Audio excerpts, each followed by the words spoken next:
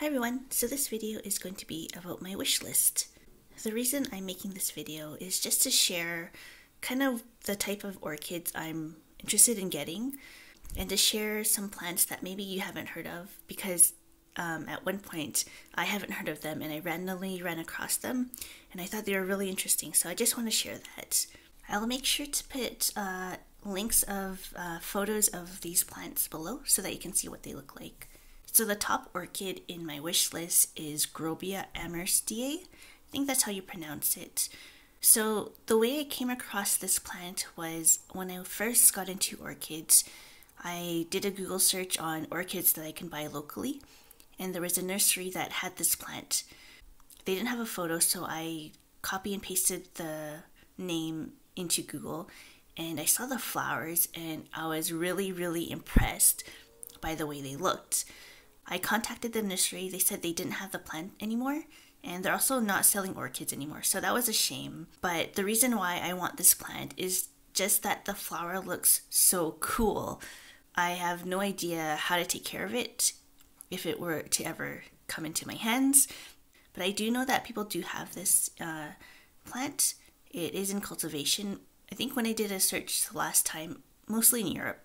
So yes, I don't think it's impossible to get this plant. I just haven't seen it available to Canadians. But yeah, I really like the flower on this one. It looks really neat. So the next plant on my wish list is Catasetum discolor. The reason I like it is that it has fimbriations on the lip. The flower itself is not particularly showy, but I just find the shape of it very charming, so that's why I want to get this plant. And the next one is Vanda javierae. It's a beautiful white vanda, and it doesn't grow too big, and it doesn't require particularly high temperatures or particularly high light.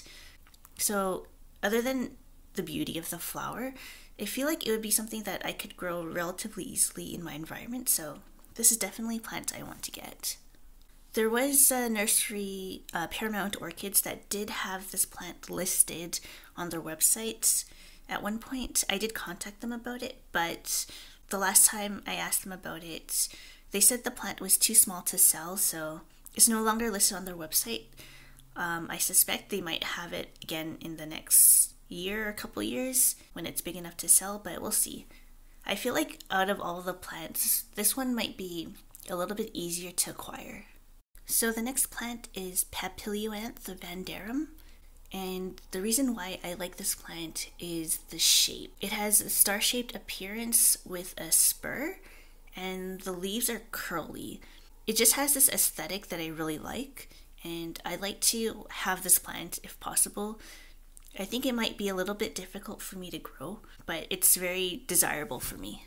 So the next one for me is Vanda Scandens. So I'm trying to increase my Vanda collection. I really enjoy Vandas. I do have a problem with space, so I have to be a little bit selective with what I get. I do have some seedlings that they'll get huge, but I'll figure that out later.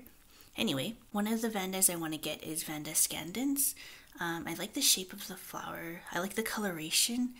I think it would be doable for me to grow as well.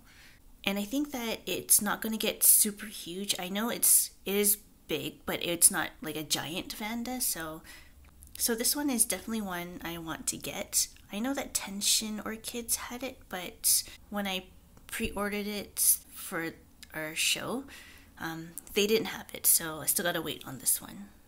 So the next one is Vanda merrillii.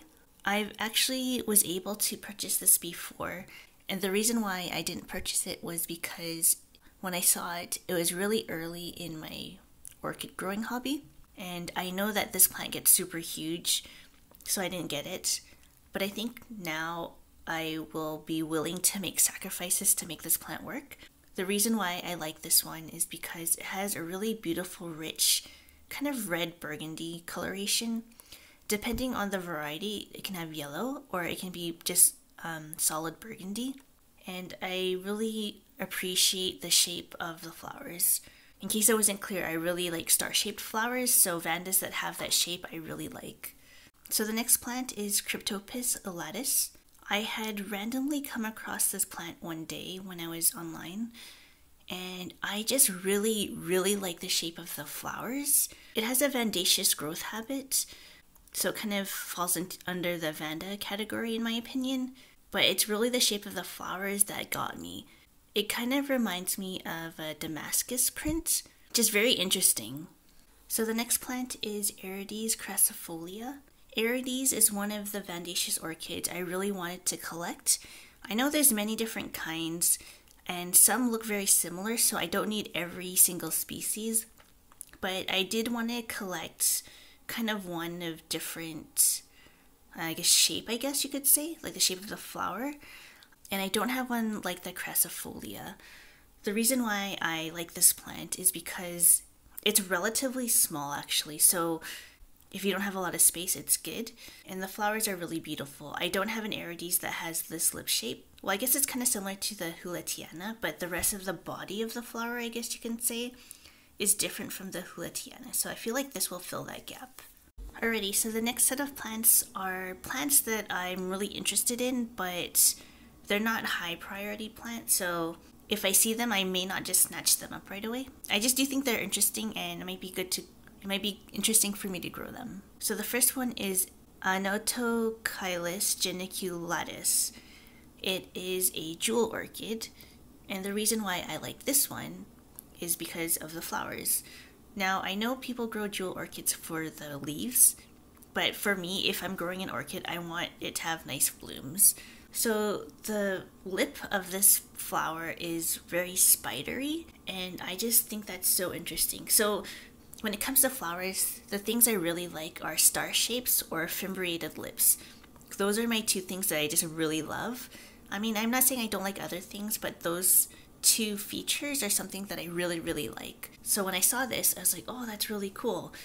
I'd like to, own it someday and get it to bloom. So so that's the reason why I want this plant.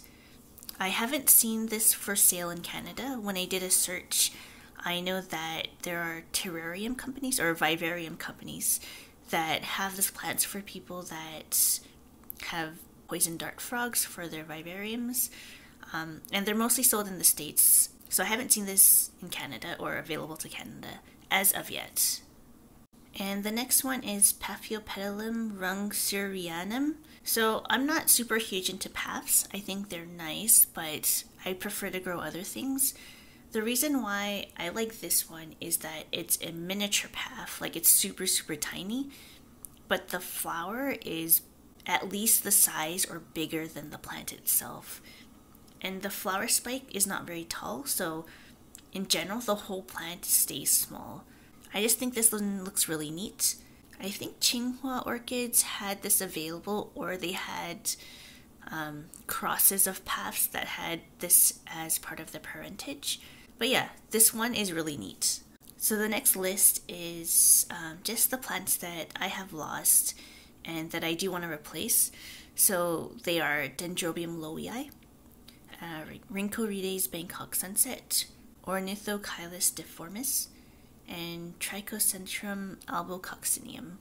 I am hesitating on the Trichocentrum only because I failed twice and I don't feel very confident of trying again. But I do really like the flower, so that's a definitely maybe I want to get. Okay, so that's my wish list. Let me know what's on your wish list. I like to know kind of what people are interested in. I think it's really neat. People have different tastes and wants, so I'm very, very curious. I hope you enjoyed the video. Thank you for watching, and I'll see you next time. Bye!